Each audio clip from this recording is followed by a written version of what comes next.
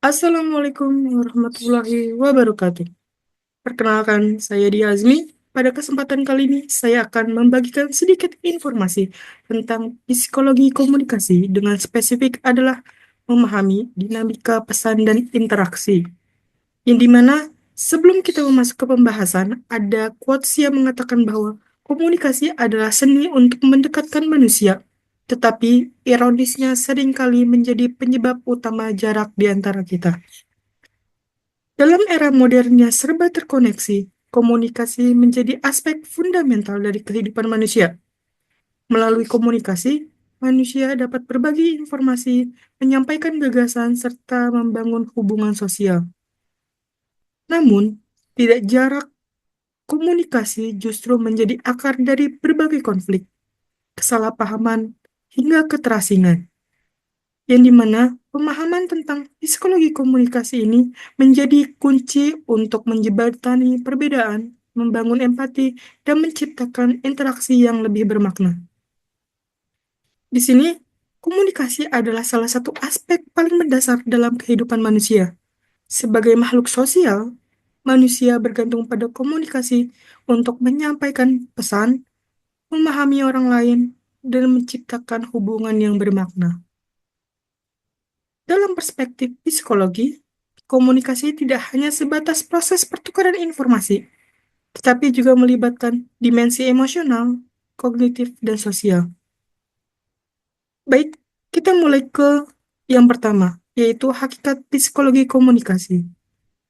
Psikologi komunikasi adalah kajian tentang proses komunikasi yang melibatkan aspek-aspek psikologis, yang dimana komunikasi tidak terjadi dalam ruang hampa, dipengaruhi oleh persepsi, emosi, motivasi, dan pengalaman individu.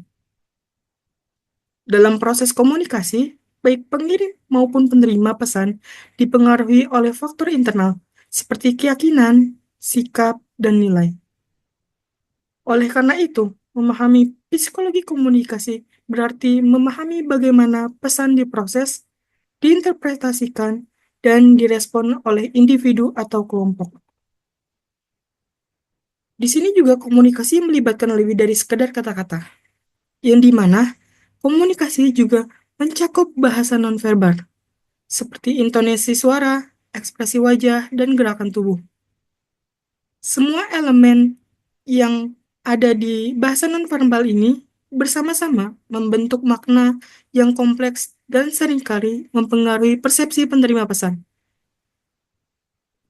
Dalam kehidupan sehari-hari, kesalahpahaman seringkali terjadi karena perbedaan interpretasi terhadap elemen-elemen komunikasi ini. Yang kedua adalah model komunikasi dalam perspektif psikologi.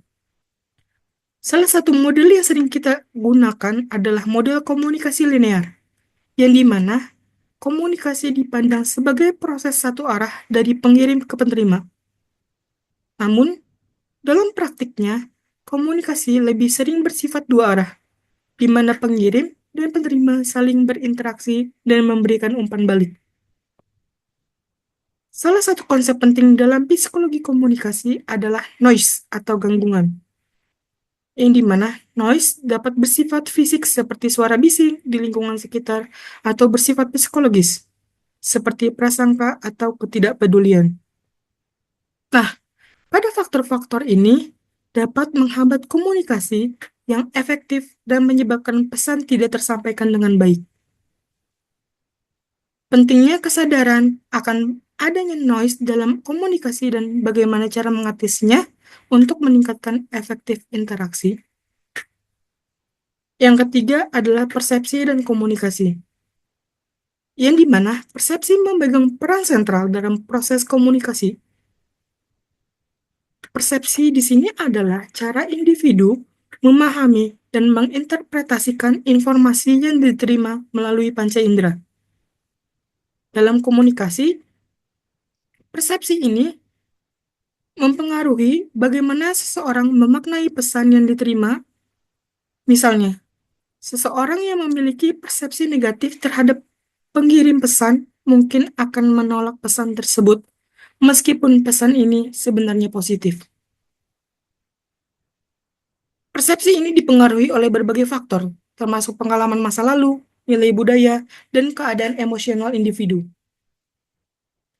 Dalam konteks komunikasi interpersonal, perbedaan persepsi adalah antara pengirim dan penerima seringkali menjadi sumber konflik. Oleh karena itu, memahami bagaimana persepsi terbentuk dan bagaimana cara mengelolanya merupakan langkah penting dalam menciptakan komunikasi yang efektif. Yang keempat, bahasa dan pengaruhnya dalam komunikasi. Bahasa adalah alat utama komunikasi manusia, yang dimana, namun, seperti yang dijelaskan dalam eh, buku karya Jalaluddin Rahmat ini, bahasa tidak selalu bersifat netral. Pilihan kata, struktur kalimat, dan cara penyampaian pesan dapat membawa makna yang berbeda tergantung pada konteksnya. Nah, dalam psikologi komunikasi, bahasa dipandang sebagai cerminan pikiran dan emosional individu. Dan selanjutnya adalah komunikasi nonverbal. Seringkali, selain bahasa verbal, komunikasi nonverbal juga memainkan peran penting dalam menyampaikan pesan. Komunikasi nonverbal mencakup ekspresi wajah, gerakan tubuh, kontak mata, dan intonasi suara. Komunikasi nonverbal seringkali lebih kuat daripada komunikasi verbal dalam menyampaikan emosi dan sikap. Misalnya nih, senyuman dapat menyampaikan rasa hangat dan persahabatan tanpa perlu kata-kata. Sebaliknya, gerakan tubuh yang kaku atau nada suara yang kasar dapat menyampaikan ketidaknyamanan atau ketegangan meskipun kata-kata diucapkan terdengar ramah.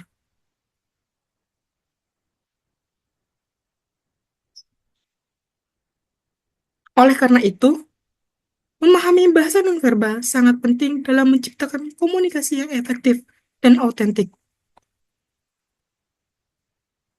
Kesimpulannya adalah, psikologi komunikasi adalah bidang yang kaya dan multidimensional, yang dimana memberikan wawasan tentang bagaimana manusia berkomunikasi baik dalam konteks individu maupun kelompok, dan bagaimana aspek-aspek psikologis mempengaruhi proses komunikasi, yang dimana dalam dunia yang semakin kompleks dan terhubung, memahami psikologi komunikasi adalah menjadi semakin penting untuk menciptakan hubungan yang harmonis, menyelesaikan konflik, dan mencapai tujuan bersama.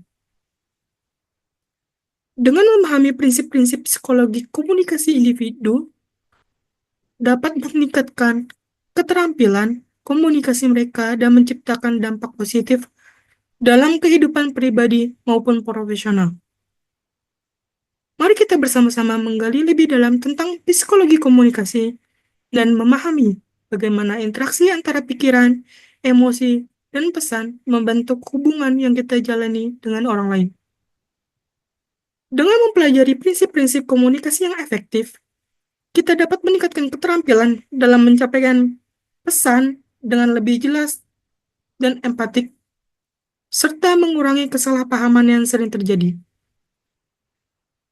Ayo mari kita praktikkan kemampuan mendengarkan secara aktif dan membangun hubungan yang lebih kuat dan harmonis, baik di lingkungan pribadi maupun profesional.